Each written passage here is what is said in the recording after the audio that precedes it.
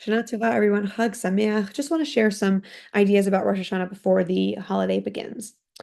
So, what I want to talk about is anticipatory anxiety, something that I learned that I had a few years ago, just from the internet, from doing a little Googling.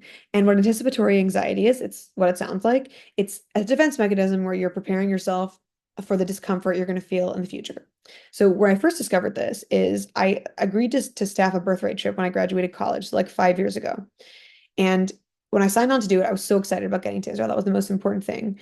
But there was like a part of me that was like so excited. And then also thinking about, oh, I'm going to have to do Mount Masada. As you may know, a very important or a very iconic moment in any birthright trip is climbing Mount Masada in Israel. It's miserable whether you go on the ramp or the uh, snake path. It's miserable either way. So 5 years ago, when I signed on to this trip, I was so anxious about it. I was like thinking about what shoes am I going to wear? What am I going to? I have to be prepared. I have to prepare myself mentally before a few days, like whatever. I had to prepare myself, thinking about it so much. The day arrives, and it turns out that one of the girls on the trip can't climb, has some sort of health issue, and as a female staff member, I had to stay back with her. So not only did I not have to deal with climbing Mount Masada, we also were staying in the Bedouin tents that night, which everyone knows the Bedouin tents are miserable, terrible. I got to be in a room in a bed at the Bedouin tents. It's very unusual. There was like a room and I was offered it and I got to stay in it. So the two things that I was super anxious about, staying in the Bedouin tents and being miserable, and climbing Masada and being miserable, didn't even happen. I expended so much emotional energy thinking about those things, and then they did not even happen. That's psychotic. So annoying. And I think subconsciously, I maybe recognized that.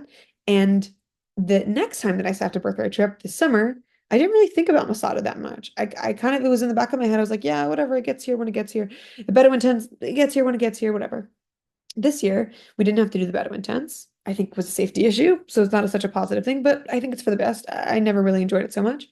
And when Masada arrives, when the day for Masada arrives, the night before, I'm like, okay, preparing myself. I slept well the night before. These are the shoes that I'm going to wear. This is what I'm going to wear. And then it turns out one of the Israeli girls wasn't feeling well, and so I had to stay back with her. I think I prepared myself subconsciously. All of that anticipatory anxiety, all that worrying about what the future was going to be, and then it wasn't actually that big of a deal. I think I mentally prepared myself, and I actually was able to cope much better this second time doing it. Okay, why do I give this whole background story? I think as the Chagim are approaching, we are all aware of what happened a year ago. We're all aware that this Chag season was so beautiful last year. It was this big build up till Simchat Torah, the final day of the Chag season, and on Simchat Torah was when the October 7th massacre occurred.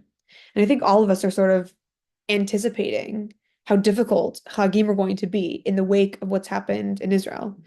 And when we anticipate, we end up ignoring all the positive things and we end up wasting so much emotional energy not thinking about the thing that we should be focusing on.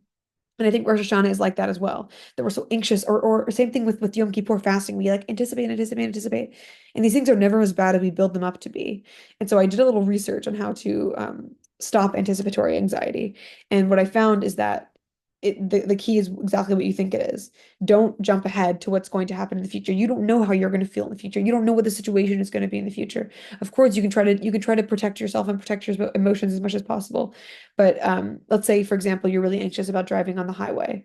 So don't think about driving on the highway. Think about all the parts of it, each part, before you get to driving on the highway. So if you're waking up and you have to think about brushing your teeth, think about putting on your clothes, think about putting on your shoes, think about the step by step, and not jump ahead. Don't think so much ahead. And so that's what I'm going to try to do this Chag season is just think about this is Rosh Hashanah. This is what we're focusing on Rosh Hashanah about. This is what Torah reading we're reading on Rosh Hashanah. This is Yom Kippur. This is what Torah reading we're reading in Yom Kippur. Like think about these things day by day by day and not jumping ahead to how we're going to feel because you don't know how you're going to feel. And that's my musar for Rosh Hashanah and how we might be feeling. So I'm wishing you a peaceful, mindful, and focused Chag where you're only thinking about what you need to be thinking about right now. It doesn't do us any good to waste emotional energy on things that will happen in the future. So Shana Tova, Chag Sameach. I hope this rambling ideas were gave you a little something. Shana Tova.